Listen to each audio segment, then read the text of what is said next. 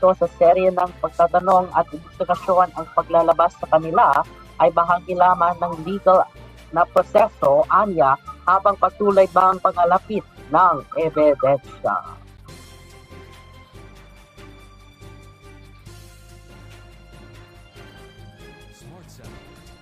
Posibleng permanenteng itaan o ipagbawal ng mga gaming platform ng Gorebox dahil sa kabungan ng developer ng naniwanag sa karagdagang safeguards ng mga otoridad ayon sa Cybercrime Investigation and Coordinating Center o CICC.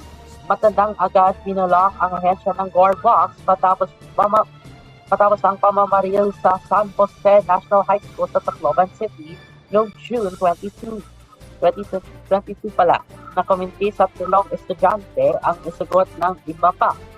Nauna na ring sinabi ng otoridad na hindi makipalawensya sa dalawang minor de edad at suspect ang naturang laro para isagawa ng maranas at namamaril sa paaralan.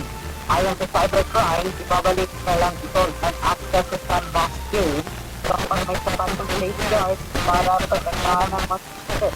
Sinayag naman DIC sa director sa Paraiso. Ang mga balangin ng developer ng Gorebox at inilip numarap sa Philippine Authority para maniwanang bumay sa participatory steps.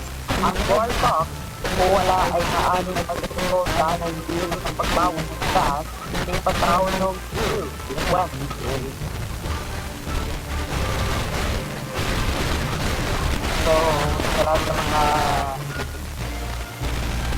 susunod, dating international news, dalawang signal at road cross ng Russia sa Philippines ay bumibili ng katao.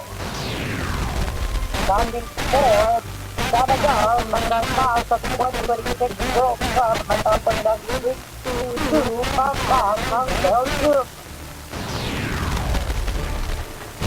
At dahil ang Soviet nagiging popular Winter Wheels bumagaw na sa isa ng klaseng Belgium.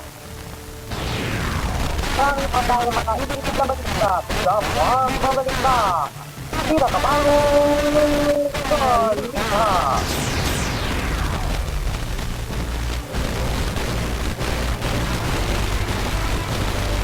Oras 9:09. Data.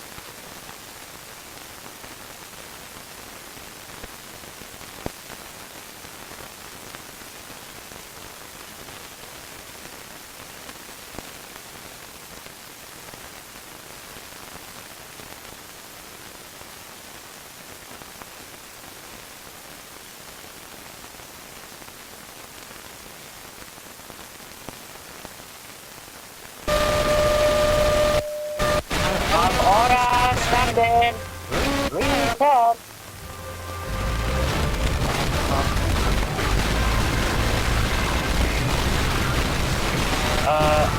Music.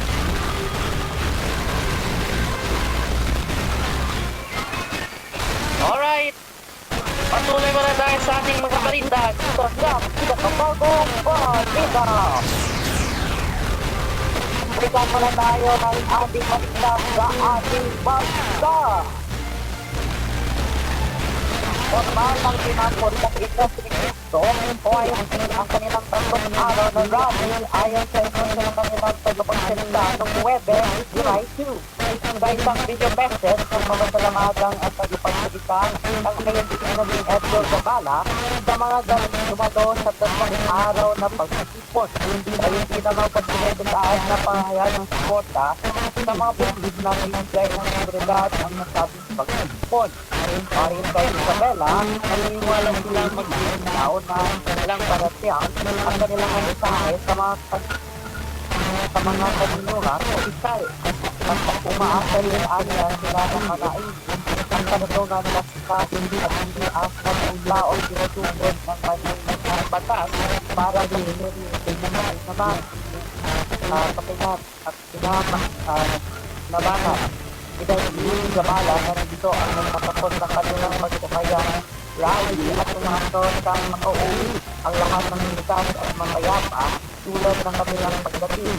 Isigawa ng William Sector ang unang aral ng protesta sa Mexico Power Project sa pamahaan ng pagsiligid sa Los Santos Avenue o EDSA sa Quezon City. Inilipit naman ang pagsagawa ng Bonifacio sa Manila ngayong araw matapos bawiin ng lokal na pamahalaan ng Quezon City ang venue para magsagawa ng rally sa naturang momento. Magandang nagagawa ng bilang rally ng ating sa People Power Project nung Martes bilang napabayaan ng suporta ng Senator Rodante Marcoleta nakaharap sa manabang kaso longer na inahan ng Office of the Ombudsman. Kinunyahan ng William Sector ang ginawin bilang selective justice o piling pagtupad ng justisya at distortion of law o pagkukulungkod sa pagtansog na ng kaso ni Marcoleta na nag-ulat ito sa hindi umano niya ang pagdadagdala ng 75 million piso campaign contribution na tinagap mula sa tatlong donor kabilang ang dating kongresistang si Maricel Sor. Kala, sinabi Manila Police District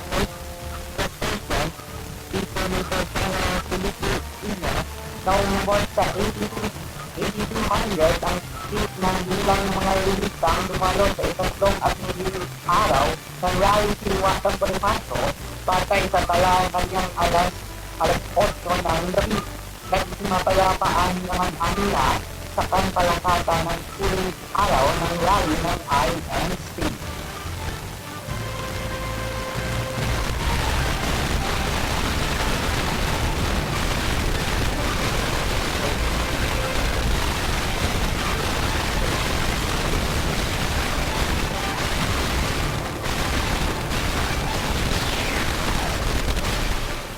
Wait pa lang first guys ha.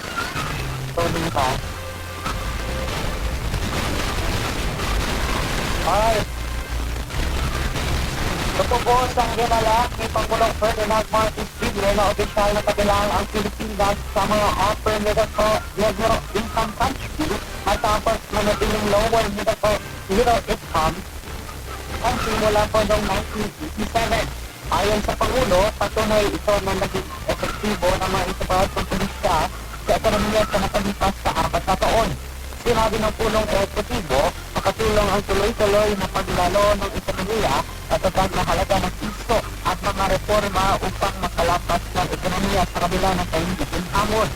Dagdag pa ng Pangulo na isahan pagpataas ito ng pambiyansa ng mga nanungulan na pagbubukas ng mas maraming negosyo sa kalidad ng trabaho at oportunidad para sa mga Pilipino. Binigyang diin ni Pangulong Marcos na pag-unlad ng ekonomiya ay dapat maramdaman ng bawat pamilya sa pamamagitan ng mas magandang kabuhayan at kalidad ng buhay. Malugod ng di mas magdap ng pagulong at pagkilala ng World Bank sa Pilipinas bilang upper middle income country. Ayon sa World Bank, umabot sa $4,850 ang gross income o GNI per capita ng bansa noong 2024. Pagpataas ay kitang $4,636 samantayan para sa UNIC.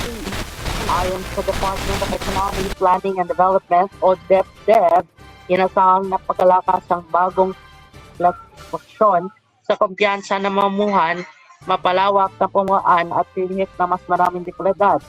Binigyan din siya na natiling prioridad na pamahalaan na isusubong pag-unlad upang maramdam ng Pilipino ang benepisyo na paglalago ng ekonomiya. Pinakabago balita, international. Sa ating balita sa iba't ibang parte ng mundo, naglunsad ng large-scale missile at drone strikes ang Russia ang kapiysera ng Ukraine na Kyiv na ikinagawa ng Right, so by the way, mga kamunduhan at mga Cardspenauts, like I said, bago namin tanan yan ng RUR sa Get Me Radio. So hopefully we will have another home naman for RUR. Also, by the way, guys, I'm also announcing another program that will be aired on Remy United Radio, but I think it's also as part of the DZMM programming. So, abangan kung anong programa na yung dapat ninyong abangan sa Remy United Radio. Kasunod na mga Okay, sabi ni Ashlyn daw, bago tayo matatapos na so wait muna. Yeah. So, alright. At yan po ang ating CMB Live na yung araw na ito. Maraming salamat sa inyong pagsusubaybay dito. So hanggang tayo magla-live at kitikits tayo bago tayo magsunod. Muli, alright, introduce yourselves. Let's start with, Alright, I'll go first. So, alright. So this is me. So this is me, Sari from Sari the League Prog and Astro Boy Band here from Sari Group of Companies. Alright, Ashlyn, SGV, and Art. Alright, Ashlyn Rivera, one of the... We are Galactic Hearts Radio. Galactic Hearts Radio. The #1 best music station in the Philippines, where the best music comes.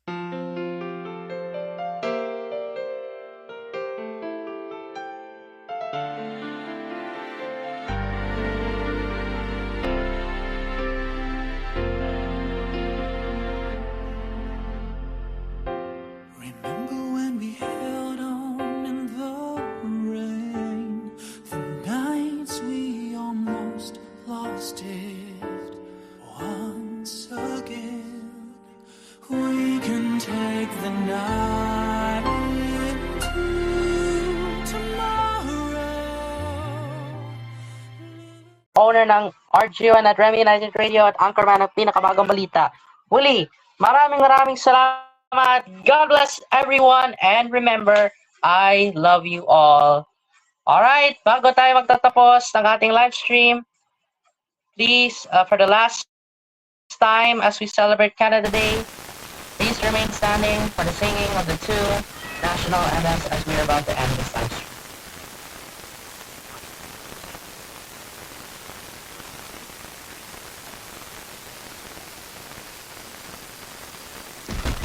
Hello? Alright, ladies and gentlemen, the national anthem.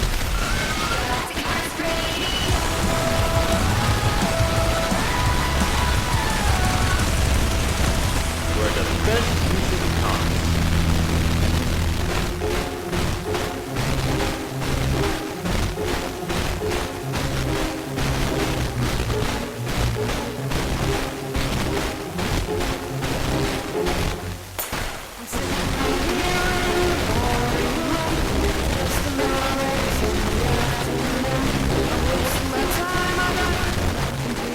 Philippines and Canada.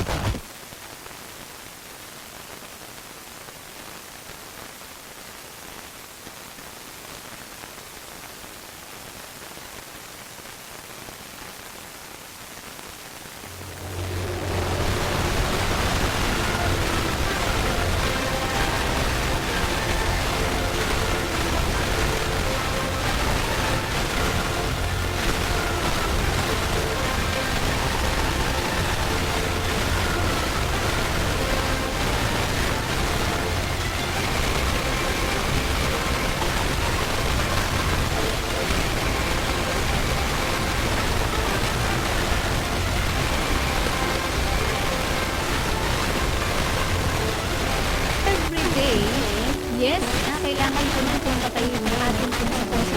Mamatay sa kasalanan? Mamatay sa sarili po nating desire? Mamatay sa sarili lang po nating kagustuhan? Kasi marami pong pwedeng mangyari sa bawat araw. Na nandoon ang pagkakita.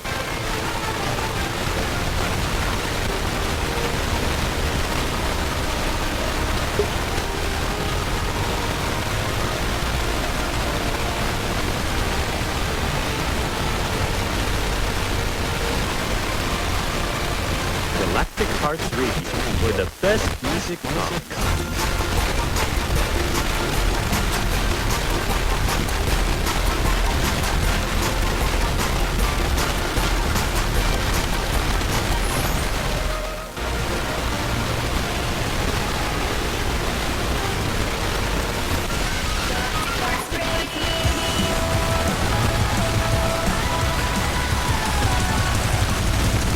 Where the best music comes.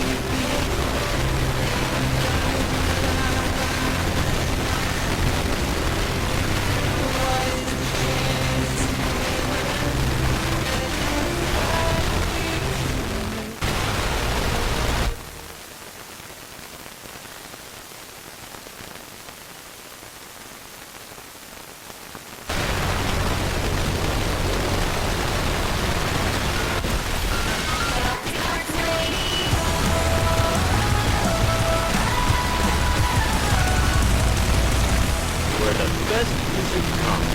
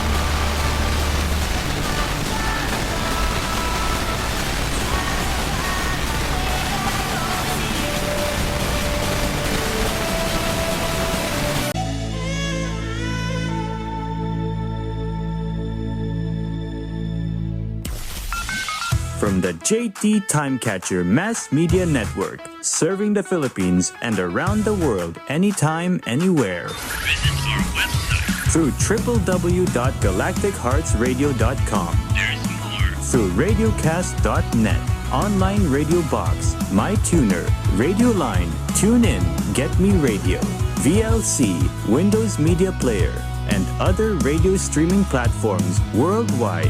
Also available on smart speaker. Tara, let's go! Let's move, let's groove. The melody's alive with you. It's time to play, it's time to dream. Galactic Hearts Radio.